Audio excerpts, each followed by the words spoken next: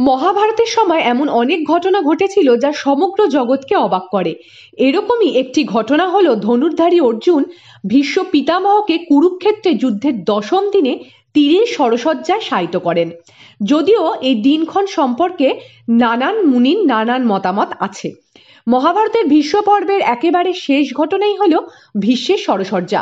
ভীষ্ম ইচ্ছা মৃত্যু প্রাপ্ত ছিলেন, কিন্তু তা সত্ত্বেও বহু কষ্ট সহ্য করে তীরের বিছানায় কেন দীর্ঘদিন ধরে শুয়ে রইলেন সেটাই আপনাদেরকে সংক্ষেপে বলবো। মহাভারত অনুযায়ী অর্জুনের হাতে যুদ্ধে অসংখ্য তীরবিদ্ধ হয়ে সরসজ্জায় শুয়ে শুয়ে ভীষ্ম স্বর্গের কথা ভাবছিলেন। তখন দেবতারা বললেন সূর্যদেব এখনো আকাশের দক্ষিণ ভাগে রয়েছে, এই সময় কোনো মহাপুরুষের মৃত্যুর জন্য উপযুক্ত নয়। তারপরই ভীষ্ম এক ঝাঁক হাঁস আকাশে দক্ষিণ থেকে উত্তর দিকে উড়তে দেখলেন।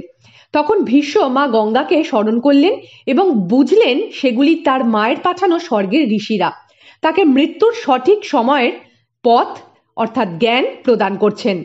পৌরাণিক বিশ্বাস অনুযায়ী ভগবান সূর্য দক্ষিণায়নের 6 মাস সময় শেষ করে উত্তর দিকে অগ্রসর হতে শুরু করেন। সেই কারণে মাঘ মাসের শুক্লপক্ষের অষ্টমীর দিন অর্থাৎ উত্তরায়ণের শুভ দিনে ভীষ্ম দেহত্যাগ করেন। হিন্দু ধর্মে ভীষ্ম অষ্টমীর বিশেষ গুরুত্ব তাই রয়েছে। ভীষ্ম চাইলেই অনেক আগেই দেহত্যাগ করতে পারতেন, কিন্তু তিনি এই বিশেষ দিনটির অপেক্ষা করছিলেন। তবে এর পেছনে আরেকটি মান্যতাও আছে। ভীষ্ম চেয়েছিলেন সমগ্র মহাভারতের যুদ্ধ দেখে, অর্থাৎ তিনি কৌরবদের পক্ষে থাকলেও পাণ্ডবদের জয় দেখেই দেহত্যাগ করতে চেয়েছিলেন। এরূপ আরও পৌরাণিক তথ্য পেতে আমাদের চ্যানেলটিকে সাবস্ক্রাইব করুন, আর এই ঘটনা সম্পর্কে আরও জানতে নিচে দেওয়া লিঙ্কে প্রেস করুন। আর বলতে ভুলবেন না, হর হর মহাদেব, ওম নমঃ শিবায়।